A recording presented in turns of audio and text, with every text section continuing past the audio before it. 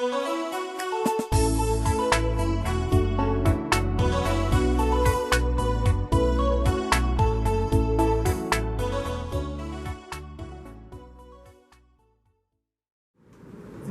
የተነሳሁበት ክፍል የጥበብ መጀመሪያ እግዚአብሔር መስራት ነው። እርግጠኛ ነኝ ይህን ክፍል ሁላችሁም በቤታችሁ አለ፣ በመስሪያ ቤቶቻችሁ አለ፣ በተለያየ ቦታ ይህንን ጥቅስ ብዙ ጊዜ የምንለማመደው ይመስለኛል።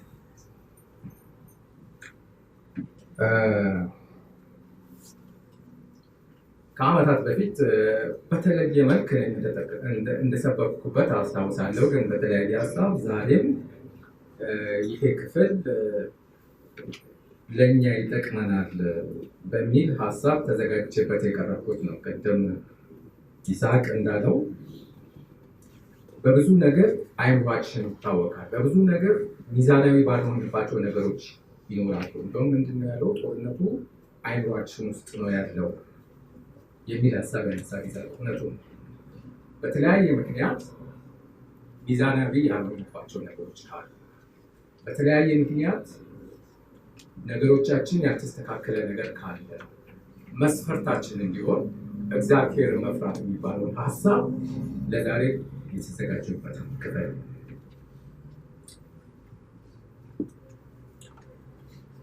በመጽሐፍ ቅዱስ ውስጥ ሁለት ክፍሎች ለእኔ ትርጉም ይሰጡኛል።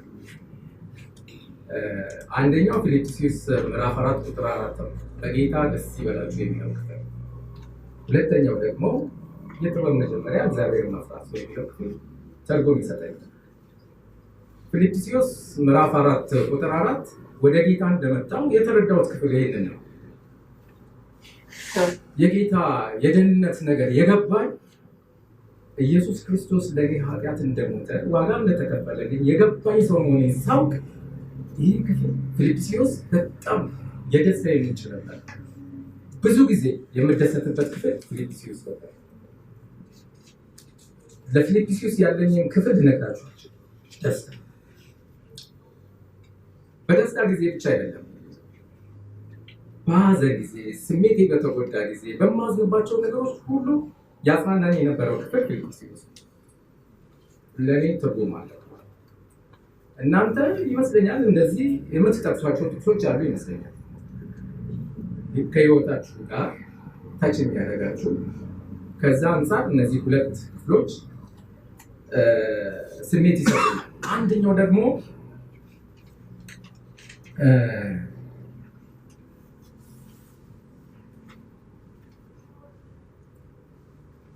እግዚአብሔርን መፍራት የሚለው ክፍል ነው። ስለ ፍርሃት እኛ ከፍርሃት ጋር ቅርብ ነን ብዬ አስባለሁ። ብዙ ነገሮች ያስፈሩናል። ስናድግ በብዙ ነገሮች አልፈናል። አይጥ ያስፈራናል፣ እንቁራሪት ያስፈራናል አይደለም? ከፍርሃት ጋር አድገናል። ጨለማ ያስፈራናል። የማያስፈራን ነገር የለም በብዛት። ፍርሃት ማለት ምን ማለት እንደሆነ እናውቃለን። ወደ ጥግ ደግሞ ስንሄድ በህይወታችሁ ውስጥ የማትረሱት ፍርሃት ገጠማችሁ ወይ ብንል ብዬ ጠይቃችሁ የምታነሱልኝ ሀሳብ ሊኖር ይችላል ብዬ አስባለሁ። ስለ ፍርሃት በብዛት ስራዬ ፊልድ ነበር፣ ያው ታውቃላችሁ። እና እንደዚሁ ብዙ ጊዜ ከሰዎች ጋር እንጫወታለን። እና አንድ ጊዜ እንደዚሁ ተሰነድ ከአንድ ወንድም ጓደኛችን የስራ ባልደረባችን ጋር ስናወራ ስለ ፍርሃት አንበሳ አነሳ። በነገራችን ላይ ልትረዱ ትችላላችሁ። የምታውቁ ሰዎች አንበሳ አይኑን ማየት እንደማትችሉ ሰዎች ይነግሯቸዋል፣ ወይም ደግሞ ይታወቃል። አይኑ በጣም የሚያስፈራ ነው ይባላል። አንበሳ ማየት አትችሉ። የ6 ኪሎውን ግን አይደለም ፊልድ ላይ ያለው እና ሲነግረን መኪና ይዤ ቤት ወደ አንዱ ኩርባ ላይ ስወጣ አንበሳ ከነ ቤተሰቡ ሜዳ ላይ ነው አለ፣ መንገዳችን ላይ። እዛ እንዴት እንለፋለን። ልክ ስናየው አቆመ ነው።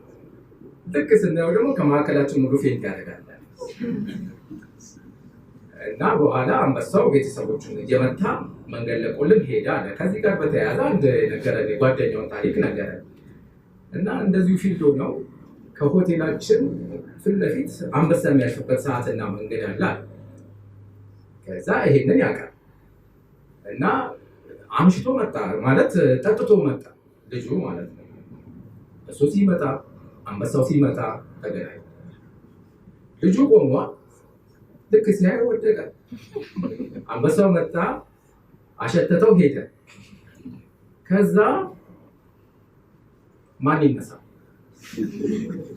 በኋላ ብናየው አይነሳም ስንሄድ በቃ ሽንት በሽንት ምናምን ከድንጋጤ ተነሳ። ፍርሃት እንደዚህ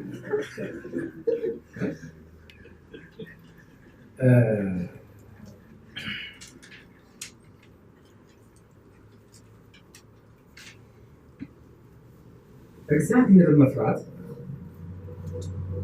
የሚለውን ሀሳብ ከኔ ጋር ለምን ፈራኸው ብትሉ አማኑኤል ባፕቲስት ሆነን የነስሜ ጓደኛ ሰብለ ኃይሉ የምትባል እህት ነበረች። የዛ ጊዜ ማስተር ላይፍ የሚባል ትምህርት ታስተምረን ነበር። ምናልባት የድሮ ሰዎች ታውቋታላችሁ ብዬ አስባለሁ። እና ስታስተምረን እንደዚሁ እግዚአብሔርን መፍራት ምንድን ነው ብላ ጠየቀችን። እግዚአብሔርን መፍራት እንደዚህ፣ እግዚአብሔርን መፍራት እንደዛ እያለን የተለያየ እንትን ሰጠን። አይደለም እግዚአብሔርን መፍራት ብሎ ማለት ነው አለች።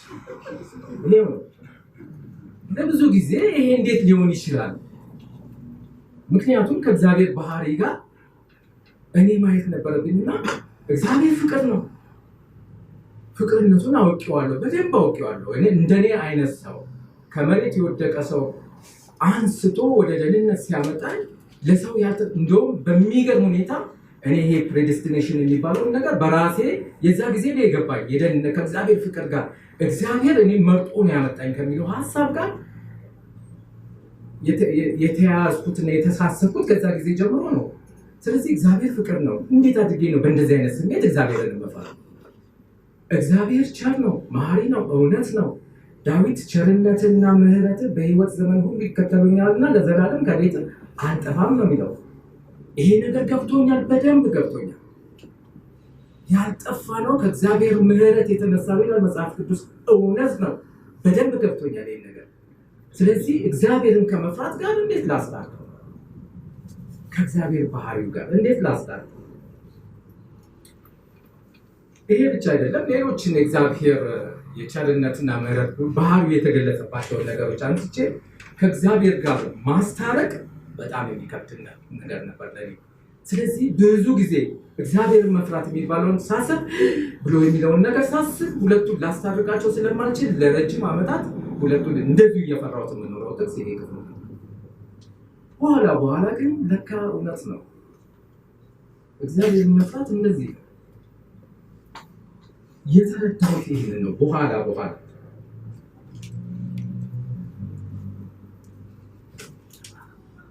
ንጉሥ ሰለሞን ስንት መጽሐፍ ጻፈ ብንል 3 መጽሐፍ ብለን እንጠቅሳለን። ምሳሌ፣ መኃልየ አይደለም መክብብን ጽፎልናል ብለን እንላለን። ከሶስቱ ደግሞ የትኛውን ከሶስቱ መጽሐፍት ውስጥ እስኪ አንዱን ጥቀሱ ብንባል ሮጠ የጥበብ መጀመሪያ እግዚአብሔርን መፍራት ነው የሚለው ሀሳብ ላይ እንቆማለን። ለምንድን ነው ሰለሞን ከጻፋቸው መጽሐፍት ውስጥ በሚገርም ሁኔታ በእርጅናው ዘመን ተጻፈ ከሚባለው መጽሐፍ ምሳሌ ነው። በምሳሌ ውስጥ በሚገርም ሁኔታ እግዚአብሔርን መፍራት የሚለው ሀሳብ ታጭቆ ታገኙበታላችሁ በሰለሞን መጽሐፍ ውስጥ። ይህንን እግዚአብሔርን መፍራት የሚል ሀሳብ የሰለሞን መጽሐፍ የተሞላና የታጨቀ መጽሐፍ ነው። ምሳሌ ላንበብላችሁ። የጥበብ መጀመሪያ እግዚአብሔርን መፍራት ነው። ምሳሌ 1:7 እግዚአብሔርን ፍራ ከክፋትም ራቅ።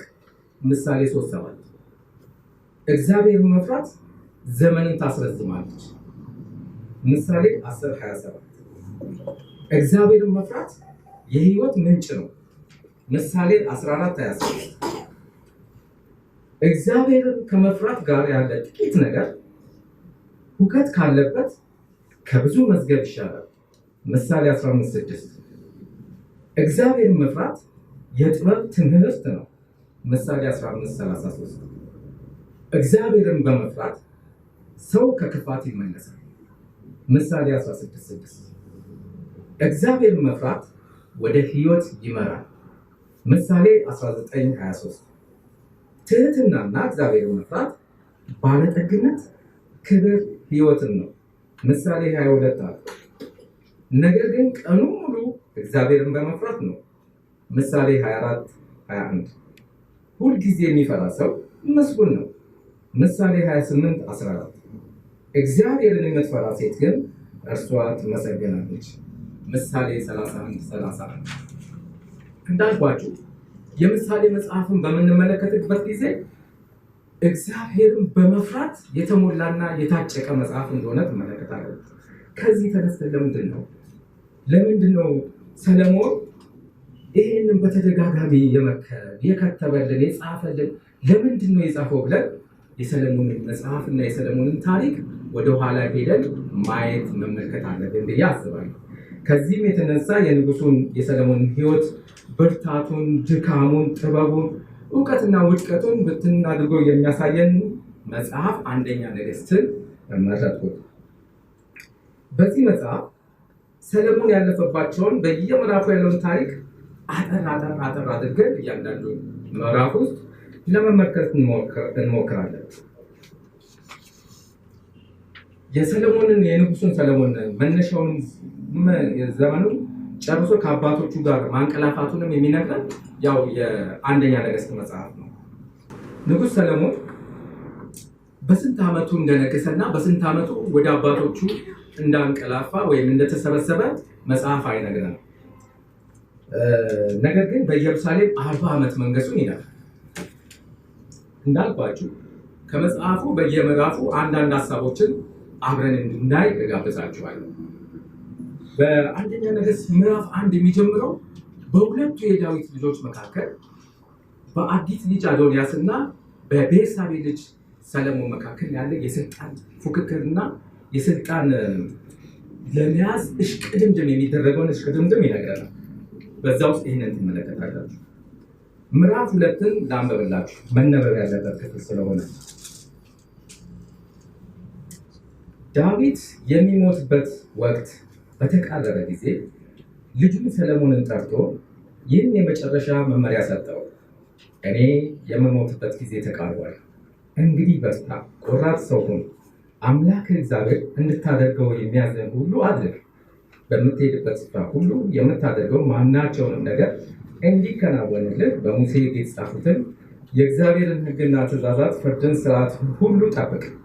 ከዚህ ሁሉ ነገር ታዛዥ ብትሆንለት ዘሮችህ በጥንቃቄ ተጠብቀው ቢኖሩ በፍጹም ልባቸው በፍጹም ነፍሳቸው በፊቱ በፍጹም ልባቸውና በፍጹም ነፍሳቸው በፊቱ በቅንነት ቢመላለሱ በእስራኤል ዙፋን ላይ ነግሶ የሚገዛ ዘር አላሳጣም ብሎ የነገረኝን የተስፋ ቃል ይፈጸማል።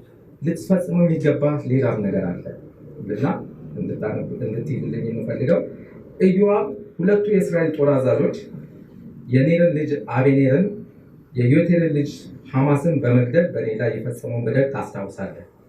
ይኸውም እነርሱ በጦርነት ጊዜ ስለፈጸሙት ግድያ ለመበቀል በሰላም ጊዜ እንዴት እንደገደላቸው ታውቃለህ።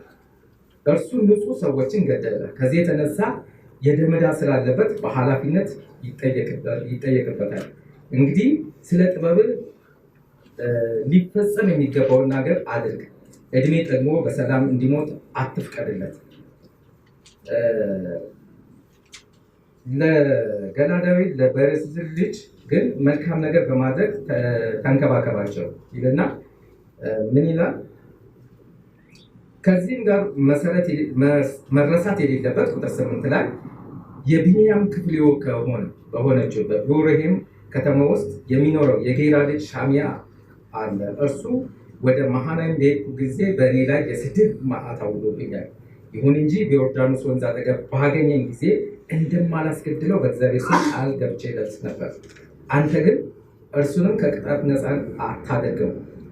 ባለህ ጥበብ ምን ማድረግ እንዳለበት አንተ ራስህ ታውቃለህ። በሞት የሚቀጣ መሆኑንም አትዘንጋ ብሎ ዳዊት ለልጁ ምንን ሲያስተላልፍለት እንመለከታለን? የብቀላ ትእዛዝ ወይም የብቀላ ኑዛዜ ሲያስተላልፍለት እንመለከታለን። ብቀላ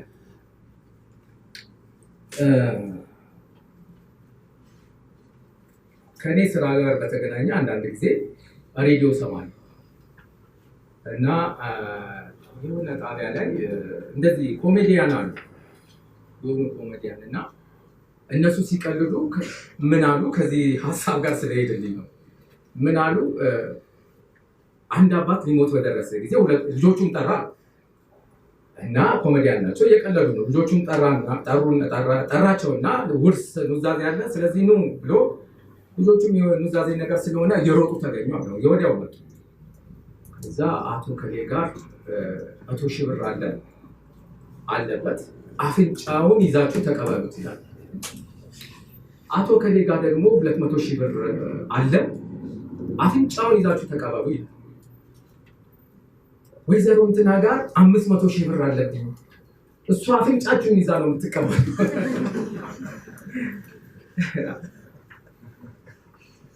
ከዚህ ከኑዛዜ ጋር በእንትን ካለ ትዝ ብሎኝ ነው ይሄንን ነገር እንደምላችሁ። ስለዚህ ሰለሞን የመጀመሪያ የስራ ትእዛዙ በኑዛዜ ነው የሚጀምረው። በብቀላ ነው የስራ ትእዛዙ የሚጀምረው።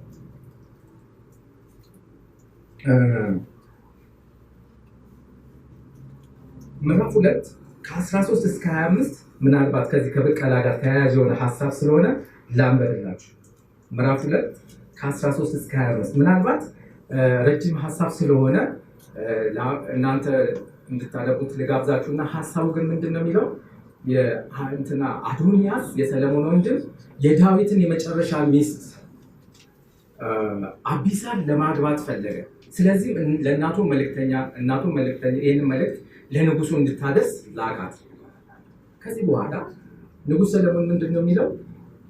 ለምንድን ነው ይሄን ስልጣኑን ራሱ ለምን አሰጪውም በማለት ወንድሙ አዶንያስ ላይ የሞት ፍርድ ሲፈርድ ትመለከታላችሁ። የመጀመሪያ ብቀላ በወንድሙ በአዶንያስ ላይ። ምክንያቱም ምናልባት ኩዴታም ሊመስል ይችላል፣ የመንግስት መፈንቅለ መንግስት በሚመስል መንገድ፣ አለበለዚያም ደግሞ ከጠዋቱ አቤሴሎም የዳዊትን ቁባቶች እንዴት እንዳደረገ በማስታወስም ሊሆን ይችላል። ወዲያውኑ ነው አውቶማቲካሊ እርምጃ ሲወስድ የምትመለከቱት። ሰለሞን በእንደዚህ የብቀላ እንትኑ ሲወስድ ትመለከታላችሁ። ስለዚህ የሰለሞን የስራ ጊዜ የሚጀምረው በብቀላ ነው።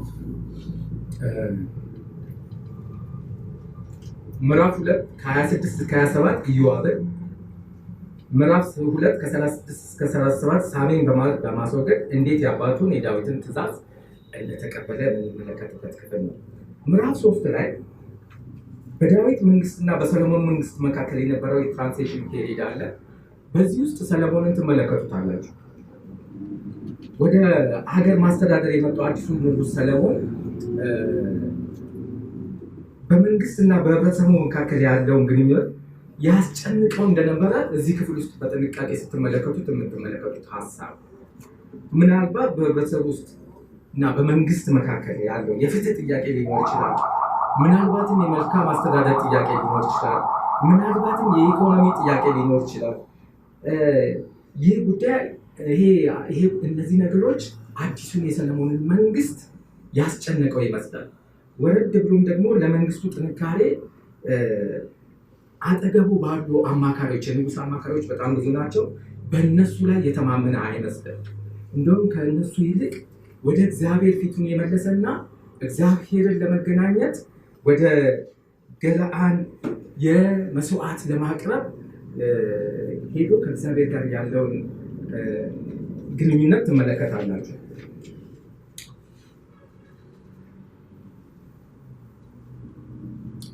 በገለአን መስዋዕት አቀረበ። መስዋዕት ካቀረበ በኋላ እግዚአብሔርን የሚጠይቀው ምንድን ነው? ህዝቡን የሚያስተዳድርበትን ጥበብና እውቀት እንዲሰጠው ይጠይቃል። በዚህም እግዚአብሔር ደስተኛ እንደሆነ፣ ይህም ጥያቄው እግዚአብሔር እንዳስደሰተው መጽሐፍ ቅዱስ በዚሁ ክፍል ይነግረናል። ይህም 3 ከ10 እስከ 15 ያለውን ክፍል አብረን እንመልከት። መሰረታዊ የሆነ ነገር ስለሆነ ምዕራፍ 3 ከ10 እስከ 15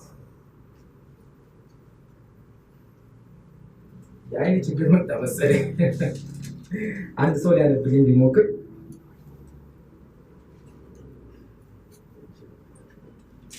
ምዕራፍ 3 ከ10 እስከ 15 ሰሎሞንም ይህንን በለመኑ ጊዜ ደስ አለው። ስለዚህ እንዲህ አለው፣ ለራስህ ረጅም ዕድሜ ብልጽግናና እንዲታገኝ ወይም ጥላቶችን እንዲጠፉልህ ሳይሆን በትክክል ማስተዳደር እንድትችል ማስተዋልን ስለጠየቀህ ይህንኑ አደርግልሃለሁ። ከአንተ በፊት ማንም ያልነበረውን ከአንተም በኋላ ማንም የማያገኘውን ጥበብና አስተዋይ ልቦና እሰጥሃለሁ። ከዚህ በላይ አንተ ያልጠየቀውን ብልጽግናና ክብር እሰጥሃለሁ። ይኸውም በሕይወት ዘመንህ የሚተካከልህ ማንም ንጉሥ እንዳይኖር ነው። እግዚአብሔር ይበቃል። እዚህ ጋር ነው እንግዲህ የሰሎሞን ሕይወት እንደው በግራፍ መልክ ብትመለከቱት ስታርቲንግ ፖይንቱ እዚህ ጋር ይመስላል። ከምዕራፍ 1 እስከ ምዕራፍ 3 ድረስ ኖርማል የሆነ እድገት ይሄድና ከምዕራፍ 3 ቁጥር 10 እስከ 15 በሚገርም ሁኔታ ግራፉ ሲያድግ ትመለከቱታላችሁ። የሰሎሞን ጥበብና እውቀት እግዚአብሔር የሰጠው የሰሎሞን ጥበብና እውቀት የተገለጸው ሁለቱ ጋለሞታዎች ለሰሎሞን የፍትህ ጥያቄ ይዘው በመምጣታቸውና ሰሎሞን የበየነው ወይም የፈረደው ፍርድ እስራኤላውያኖችን ያነቃ ነበር። እግዚአብሔር ከሰሎሞን ጋር ነው ብለው ያሰቡና የተመለከቱ እንደውም ምንድን ነው የሚለው ክፍሉ ደነገጡ፣ እግዚአብሔርን ፈሩ፣ ሰሎሞንን ፈሩ ይለናል 3:28 ላይ። ስለዚህ የሰሎሞን ጥበብ መገለጥ የተጀመረው በእነዚህ ሁለት ጋለሞታዎች የፍትህ ጥያቄን በተመለከተ ሰሎሞን በሰራው ብይን ነው። ምዕራፍ 4 ላይ እንግዲህ ከክፍሉ በየምዕራፉ ሮጥ እያልን እንመለከታለን። አዲሱ የንጉሥ ሰሎሞን መንግስት የመንግስቱን አስተዳደርና መዋቅር ትመለከታላችሁ። በሚገርም ሁኔታ ነው አስተዳደሩን ያዋቀረው። ምዕራፍ 4ን ስትመለከቱ የሰሎሞን መንግስት በህዝቡ ላይ ያመጣው ኢኮኖሚያዊና ማህበራዊ ለውጦችን ትመለከታላችሁ። ምን ይላል? ምዕራፍ 3 ቁጥር 20 ላይ ይሁዳና እስራኤልም እንደ ባህር አሸዋ ብዛት ብዙ ነበሩ፣ በልተውም ጠጥተውም ደስ ብሏቸው ነበር። ይሄ የተጻፈው በሰሎሞን መንግስት ነው። ስለዚህ የህዝቡ የኢኮኖሚ ጥያቄ፣ የሰላምን ጥያቄ፣ በመንግስቱ ላይ የነበረውን ነገር፣ በህዝቡና በመንግስቱ መካከል የነበረውን ነገር በእንደዚህ ላይ ይህ ምዕራፍ 3 ቁጥር 20 ይገልጸናል። የአንድ መንግስት ትልቁ ዓላማው የህዝቡን ሰላም መጠበቅና ኢኮኖሚያዊ እድገቱን መጠበቅ ነው። ይሄን ነገር በሰሎሞን ህይወት ውስጥ የምንመለከተው ነገር ነው። ምዕራፍ 5 ላይ ስንገባ ንጉሥ ሰሎሞን ከጎረቤትና ከአካባቢው ሀገራት ጋር ያለውን ዲፕሎማሲያዊና ኢኮኖሚያዊ ትስስር ያሳየናል። እንደገናም ይህ ዲፕሎማሲያዊ ለሰሎሞን የ40 ዓመት የሰላም ጊዜ እንዳመጣለት ከአካባቢው ሀገሮች ጋር በዚህ በ40 ዓመት ጊዜ ውስጥ ምንም አይነት ግጭትና ጦርነት እንዳላካሄደ የምንመለከተው ሀሳብ ነው።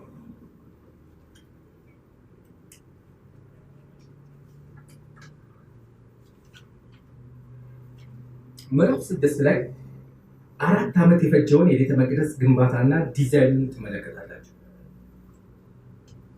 በስራው ላይ የተጠቀመበትን ማቴሪያል፣ በስራው ላይ የነበረውን የስራ ጥራትና ጥንቃቄ ትመለከታላችሁ። እንግዲህ ምዕራፍ በምዕራፍ እየተመለከታችሁ ስትመጡ በእንደዚህ ያለ ትልቅ ፕሮጀክት ላይ ምንም አይነት የብረት ድምፅ አልተሰማም ይለናል። በጣም የሚገርመው ክፍል ይህን 4 ዓመት የፈጀ ፕሮጀክት ሲሰራ ትልቅ ፕሮጀክት አንድ የብረት ድምፅ ወይም የመዶሻ ድምፅ እንዳልተሰማ ይነግረናል። ምዕራፍ 7 ላይ 13 ዓመት የፈጀውን የቤተ መንግስቱን ግንባታ ይነግረናል። በዚህ ቤተ መንግስት ላይ የሚታየውን አርትና ጥበብ ትመለከታላችሁ። መጽሐፉን በደንብ ትመለከቱበት ጊዜ ሰለሞን ከሚገመተው ከሰው ልጆች የኢንጂነሪንግ እና የአርክቴክት እውቀት እጅግ የላቀ ሰው እንደነበረ በዚህ በምዕራፍ 7 ላይ የምትመለከቱት የምታገኙት ሀሳብ ነው። ምዕራፍ 8 የሰለሞንን የቤተ መቅደስ ምረቃ ያሳየናል። ምዕራፍ 9 ላይ እግዚአብሔር ለሰለሞን ለሁለተኛ ጊዜ እንደተገለጸለት ይነግረናል። ምዕራፍ 10 የሰለሞን ዝና በጊዜው በነበረው ዓለም ላይ እንዴት እንደተበተነ የት ጥግ እንደደረሰ የሚነግረን ክፍል ነው። በዚህም የንግስት ሳባ ጉብኝትን በምዕራፍ 10 ላይ የምንመለከተው ነው። በዚህ ምዕራፍ የሰለሞን ክብርና ከፍታ የት ጥግ እንደደረሰ የምንመለከተው ክፍል ነው። እንደውም በገረፍ ብናየው ኖርማል የነበረው እንትን እያደገ እንደመጣ ምዕራፍ 3 ላይ ተመልክተናል። አሁን ፒኩ ላይ እየደረሰ ይመስላል። ምዕራፍ 10 ስትመለከቱ ምዕራፍ 11 ላይ ግን በሚገርም ሁኔታ ይህ ፒክ ላይ የደረሰው የሰለሞን ህይወት 90 ዲግሪ በሚመስል መልክ ሲወርድ የሰለሞን የጥፋት ጉዞ ሲጀምር ተመለከታላችሁ። ምዕራፍ 11 አብረን የምንመለከተው ክፍል ነው።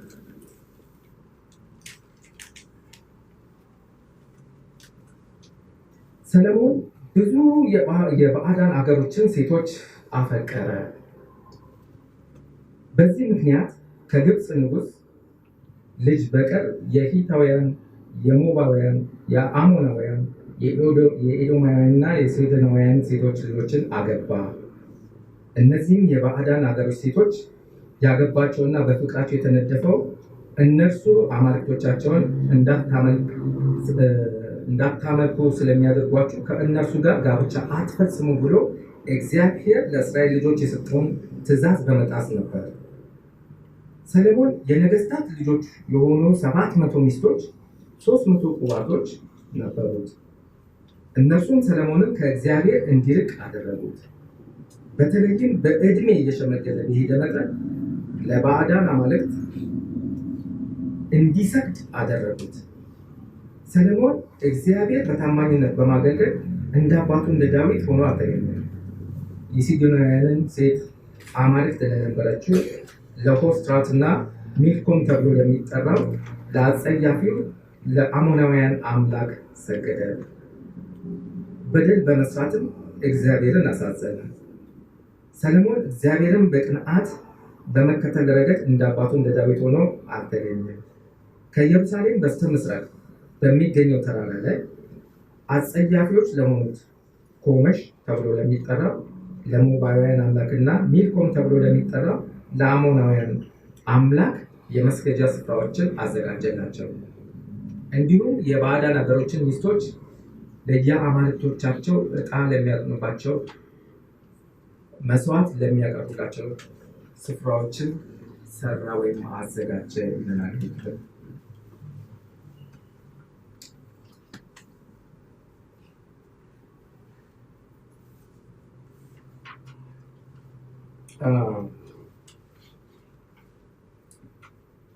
የሰለሞን ህይወት ውድቀቱን የሚጀምረው ምዕራፍ 11ኛው ክፍል ውስጥ ነው። በዚህ ክፍል ውስጥ ከእግዚአብሔር እንደተለያየ እግዚአብሔርን እንደበደለና እንዳሳዘነ የምንመለከትበት ክፍል ነው። በዚህ በውድቀቱ በእርጅናው መጨረሻ ላይ ግን ቆም ብሎ አስቧል። ቆም ብሎ ተመልክቷል። ከእግዚአብሔር ጋር ፍጹም ያልሆነበት ምክንያት፣ እግዚአብሔርን ያሳዘነበትን ምክንያት ማሰብ፣ ማሰላሰል፣ መፈተሽ የጀመረው ከዚህ ክፍል በኋላ ነው። በንግስናው መጀመሪያ ላይ ደግፎት የነበረውን እግዚአብሔር በሽምግልናው ውስጥ በዚህኛው ምዕራፍ ውስጥ በሽምግልና ምዕራፍ ውስጥ እንደቶ የምንመለከትበት ክፍል ነው። ይህንን ነገር ተመልክቷል። እግዚአብሔርን ያሳዘነበትን መንስኤ ማሰብ ጀመረ። እግዚአብሔርን ያሳዘነበት ለ700 ሚስቶችና ለ300 ቁባቶቹ መስገጃና መስዋዕት ማዘጋጃ ቦታ በመስራቱ አይደለም። በዚህ አይደለም እግዚአብሔርን ያሳዘነው። ይሄ ብቻ አይደለም። ምናልባትም ለውድቀቱ ምክንያት በገነባው ቤተ መቅደስ ውስጥ ያለማምለኩና ያለመገኘቱ ወይም ደግሞ እግዚአብሔርን ማሳዘኑ ይሄ ብቻ አይደለም። ለውድቀቱ መንስኤ ሁለት ጊዜ የተገለጠለት አምላክ እንደውም 2 ጊዜ የተገለጠለት ነው። ሁለት ጊዜ ለተገለጠለት አምላክ አለመታዘዙ፣ ያም ብቻ ሳይሆን አለመፍራቱ ሰለሞን ያሰመረበት ሀሳብ። እግዚአብሔርን ባለመፍራቱ ምክንያት ከእግዚአብሔር ጋር የነበረው ህብረት ተቋረጠ። የሰለሞን ትልቅ ወደኋላ ሄዶ ህይወቱን ሲመለከት፣ ህይወቱን ሲገመግም፣ ህይወቱን ሲተነትን የነበረው ትልቁ ውድቀቱና ሀሳቡ የውድቀቱ መንስኤ የሆነው ነገር ምንድነው? እግዚአብሔርን አለመፍራቱ ነበር። ይህንን ነው ጥበብ አለው፣ አዎ ጥበብ አለው። እውቀት አለው፣ አዎ እውቀት አለው። ብዙ ነገሮች አሉት፣ አዎ ብዙ ነገሮች አሉት። ከነዚህ ብዙ ነገሮች መጨረሻ ያደረገው ግን እግዚአብሔርን መፍራት የሚባለው። እንደውም እግዚአብሔርን ስለመፍራቱ በእነዚህ በሰለሞን የህይወት ታሪኮች ውስጥ የተነገረ ነገር የለም። ግን ከውድቀቱ በኋላ ቆም ብሎ ሲያስብ፣ ሲመለከት፣ እያንዳንዱ ስቴፕ የሄደበትን ነገር ሲመለከት ለውድቀቱ መንስኤ የሆነው ነገር ለካ ከጥበብ በፊት፣ ከእውቀት በፊት፣ ከማንኛቸውም ነገሮች ከምንላቸው በፊት እግዚአብሔርን መፍራት እንደሆነ ሰለሞን በኋላ የተመለከተው ሀሳብ። ይህንን ነገር ተመለከተ። ለእኛም የጻፈልንና የከተበልን ነገር ይሄን ነው። ከሁሉ ነገር መጀመሪያ፣ ከሁሉ ነገር በፊት መሰረት ሊሆናችሁ የሚገባው ነገር ምንድነው አለ? እግዚአብሔርን ማፍራት ብሎ ሰለሞን ጻፈ። እግዚአብሔርን ማፍራት።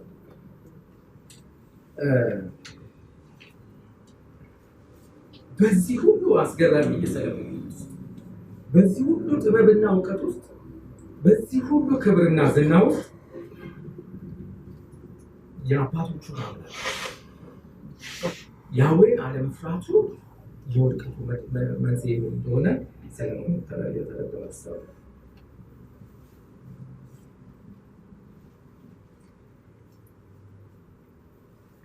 የእግዚአብሔርን ባህሪ፣ ፍቅር፣ ምሕረት፣ ቸርነት፣ ታጋሽነት፣ አዳኝነት እነዚህ ባህሪዎችን ስናስብ እግዚአብሔርን ለመፍራት የእግዚአብሔርን ማንነት ደግሞ ማወቅ አለብን ብዬ አስባለሁ። ፓራሌል የእግዚአብሔርን ፍቅር፣ የእግዚአብሔርን ቸርነት፣ የእግዚአብሔርን ምሕረት እንደዚህ እንደምናስበው ሁሉ እግዚአብሔር ኃያል መሆኑ፣ እግዚአብሔር ሌላ ቦታ ላይ የሚባላ እሳት ይለናል። አንዳንድ ቦታ ላይ እግዚአብሔር ኃያል አስፈሪ መሆኑን እነዚህ ሁለቱን ፓራሌል አድርገን በህይወታችን ውስጥ መያዝ አለብን ብዬ አስባለሁ።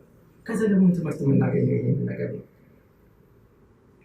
ሀሳቤን ጠቅለል ሳደርግ አንዳንድ የመጽሐፍ ቅዱስ ወደ ዘፍጥረት ምዕራፍ 19 ልወስዳችሁ እፈልጋለሁ። ምዕራፍ 19 ላይ ምን ይላል? ከቁጥር 9 ጀምሮ እግዚአብሔር ሙሴ እኔ ግዙፍ በሆነ ደመና ይላል። ከልብ እንድታዳምጡ እፈልጋለሁ። እግዚአብሔርም ሙሴ እኔ ግዙፍ በሆነ ደመና ወደ አንተ እመጣለሁ፣ ስለዚህም ህዝቡ እኔ ከአንተ ጋር ስነጋገር በመስማት ከአሁን ጀምሮ አንተ የምትለውን ሁሉ ያምናሉ። ሙሴም ህዝቡ የሰጡትን መልስ ወደ እግዚአብሔር አቀረበ። እግዚአብሔርም እንዲህ አለ፣ ወደ ህዝቡ ሂድ፣ ለእግዚአብሔር የተቀደሰ አድርገህ ታቀርባቸው ዘንድ ዛሬንና ነገን ሰውነታቸውን እንዲያነጹና ልብሳቸውንም እንዲያጥቡ ንገራቸው። በሦስተኛው ቀን በህዝቡ ፊት በሲና ተራራ ላይ ስለምወርድ ሁሉም በዚያ ቀን ይዘጋጅ። በተራራውም ዙሪያ ድንበር አለች። ህዝቡም ያንን ድንበር አልፎ ወደ ተራራው እንዳይወጡ እንዲያውም ወደዚያ እንዳይቀርቡ ንገራቸው። ማንም ሰው ከተወሰነው ድንበር አልፎ ተራራውን ቢነካ በሞት ይቀጣል። ይኸው ማንም ሳይነካው በድንጋይ ተወግሮ ወይም በፍላጻ ተወግሮ ይገደል። ይህንን የሚያደርጉትን ሰዎች እንስሳትን በዚህ አይነት ይገደሉ። ህዝቡ ወደ ተራራው መውጣት የሚገባቸውን ከፍ ባለ ድምፅ መለከት በሚነፋበት ጊዜ ብቻ ነው። ከዚህ በኋላ ሙሴ ከተራራው ወርዶ ልብሳቸውን አጥበው እንዲቀድሱ አደረገ። ሙሴም ህዝቡን ለተነገ ወዲያው ዕለት ተዘጋጁ፣ እስከዚያም ቀን ድረስ የግብረ ሥጋ ግንኙነት እንዳታደርጉ አላቸው። በሦስተኛው ቀን ማለዳ የነጎድጓድ ድምፅ አስተጋባ። የመብረቅ ብልጭታና ጥቅጥቅ ያለ ደመና በተራራው ላይ ታየ። እንዲሁም ከፍተኛ የሆነ የመለከት ድምፅ ተሰማ። ህዝቡን በሰፈሩበት ቦታ ፈርተው ተንቀጠቀጡ ይላል። ታሰምሩበት የምፈልገው ቦታ የለም። በሰፈሩበት ቦታ ፈርተው ተንቀጠቀጡ። ሙሴም ከሰፈር እየመራ አውጥቶ ወደ እግዚአብሔር አቀረባቸው። እነርሱም በተራራው እግር ስር ቆሙ። እግዚአብሔርም በእሳት ስለተወረደበት መላው የሲና ተራራ በጢስ ተሞላ። ጢሱም ከእሳት ምድጃ እንደሚወጣ አይነት ሆኖ ወደ አየር ተውተለተለ። ሕዝቡም እጅግ ፈርተው ተንቀጠቀጡ ይላል። ስለ እግዚአብሔር ስናስብ ቅድም እንዳልኳችሁ ፓራለል ማሰብ አለ። እዚህ ቦታ ላይ እግዚአብሔርን በማየት ወይም ደግሞ የእግዚአብሔርን ክብር በማየት እስራኤላውያኖች እንዴት እንደፈሩና እንዴት እንደተንቀጠቀጡ ልናስብ ይገባል። ይሄ ብቻ አይደለም። ኢሳይያስ ምዕራፍ 6 ላይ እግዚአብሔር ኢሳይያስ ሲያየው ከክብሩ የተነሳ እንደወደቀ ይነግራል። ይሄ ብቻ አይደለም። ራእይ ላይ ስትመለከቱ ዮሐንስ በፍጥሞ ደሴት በነበረበት ጊዜ እግዚአብሔርን ጌታን ባየ ጊዜ የሆነውን ነገር ራእይ ምዕራፍ 1 ከቁጥር 7 ጀምሮ የምትመለከቱት ሀሳብ ነው። አይኖቹን ባየው ጊዜ ወደቁ ወደቁ፣ ምንም ሬዚስት ማድረግ አልቻልኩም እያለ የሚናገርበት ክፍል አለ። ስለዚህ ስለ እግዚአብሔር ስናስብ እግዚአብሔርን መፍራት ስናስብ ሁለቱም ፓራሌል ልናደርግ ይገባል ብዬ አስባለሁ። እግዚአብሔርን መፍራት አሁን ብዙ በቤተክርስቲያን በተለያዩ ቦታ ወይም በግል ህይወታችን እግዚአብሔር የቱ ጋር ነው ብለን ለራሳችን ልንጠይቅ ይገባል። እግዚአብሔር መፍራት በህይወታችን ውስጥ የቱ ጋር ነው ያለ ነው ብለን ልናስብና ልንጠይቅ ይገባል ብዬ አስባለሁ። እግዚአብሔርን ስለመፍራት ስናስብ እነዚህ የድሮ ነቢያቶች ወይም እግዚአብሔርን ፈርተው ያለፉ ሰዎች የነሱን ህይወት ወይም እነሱ ያለፉበትን ስሜት ሴንስ ልናደርግ ይገባል። ያንን ስለ እግዚአብሔር መፍራት ስናስብ እስራኤላውያኖች ያለፉበትን አሁንም ያለውን ጌታ በእንደዚህ አይነት መልክ እግዚአብሔር እፈራለሁ ስንል ይሄንን ነገር ነው ሴንስ ማድረግ የሚገባል።